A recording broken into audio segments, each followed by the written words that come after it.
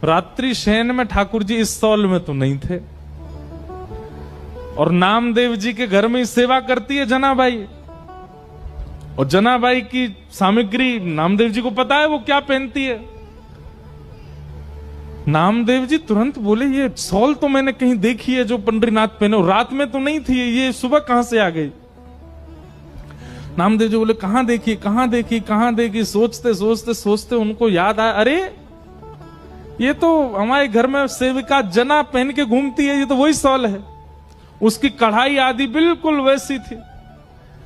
तो कई बार आश्चर्यचकित वस्तु दिखती है तो आप अचानक से बोल पड़ते हो, और नामदेव जी बोल पड़े ये तो जना की सौल है। अब नामदेव जी जितनी देर सोच रहे थे उतनी देर वैसे ही मंदिर में बड़ी भगदड़ हो गई थी। क्यों? क्योंकि जैसे ही कपाट खोले और ठाकुर जी का जब दर्शन किया तो ठाकुर जी के जितने आभूषण थे वो थे ही नहीं। क्यों? ठाकुर जी तो रात में वहीं चक्की पर छोड़े आए थे जनाबाई के पास में।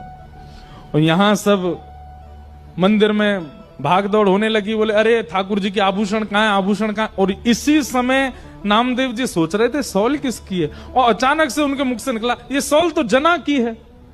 सारे पुजारियों ने रुक के कहा, क्या कहा? ये सौल जनाबाई की है? बोला हाँ।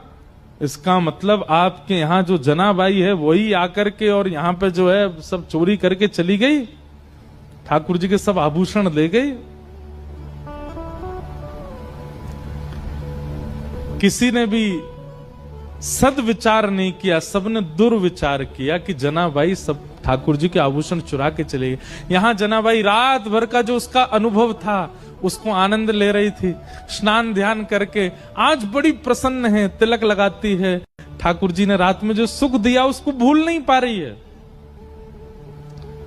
और इतने में ही